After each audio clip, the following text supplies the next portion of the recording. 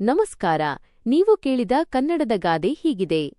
ತಾಯಿಯ ಹತ್ತಿರ ತರ್ಕವಲ್ಲ, ಗುರುವಿನ ಹತ್ತಿರ ವಿದ್ಯೆಯಲ್ಲ. ಈ ಗಾದೆ ಮಾತಿನ ಸಂಪೂರ್ಣ ವಿಸ್ತರಣೆ ಮತ್ತು ಅರ್ಥ ಇಲ್ಲಿದೆ.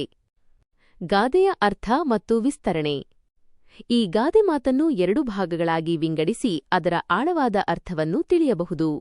1. ತಾಯಿಯ ಹತ್ತಿರ ತರ್ಕವಲ್ಲ.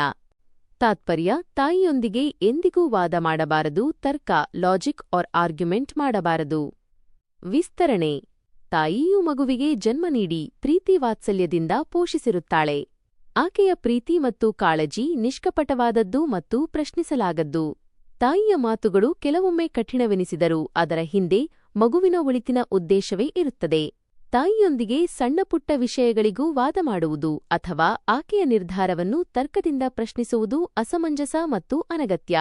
ಪ್ರೀತಿ ಮತ್ತು ಗೌರವಕ್ಕೆ ತರ್ಕವಿಲ್ಲ ಎಂಬುದು ಇದರ ಮುಖ್ಯ ಸಂದೇಶ. ಆಕೆಯ ಆದೇಶ ಮಾತುಗಳಿಗೆ ವಿಧೇಯರಾಗಿ ಇರಬೇಕು. 2. ಗುರುವಿನ ಹತ್ತಿರ ವಿದ್ಯೆಯಲ್ಲ. ತಾತ್ಪರ್ಯ: ಗುರುವಿನ ಬಳಿ ವಿದ್ಯೆಯನ್ನು ಅಂದರೆ ಜ್ಞಾನವನ್ನು ಅಳತೆ ಮಾಡಬಾರದು, ಪ್ರಶ್ನಿಸಬಾರದು ಅಥವಾ ಪರೀಕ್ಷಿಸಬಾರದು. ವಿಸ್ತರಣೆ: ಗುರು ಅಥವಾ ಶಿಕ್ಷಕರು ಜ್ಞಾನದ ಆಗರ. ವಿದ್ಯೆಯನ್ನು ಪಡೆಯುವ ಉದ್ದೇಶದಿಂದ ನಾವು ಅವರ ಬಳಿ ಹೋಗುತ್ತೇವೆ. ಗುರುವಿನ ಜ್ಞಾನವು ಅಕ್ಷಯ ಪಾತ್ರೆಯಿದ್ದಂತೆ. ಶಿಷ್ಯನಾದವನು ವಿನಯದಿಂದ, ಶ್ರದ್ಧೆಯಿಂದ ಗುರುಗಳು ಹೇಳಿದ್ದನ್ನು ಸ್ವೀಕರಿಸಬೇಕು ಮತ್ತು ಕಲಿಯಬೇಕು. ಗುರುವಿನ ಜ್ಞಾನವನ್ನು ಪರೀಕ್ಷಿಸುವ, ಆತನಿಗೆ ಸವಾಲು ಹಾಕುವ ಮನೋಭಾವ ಶಿಷ್ಯನಲ್ಲಿ ಇರಬಾರದು.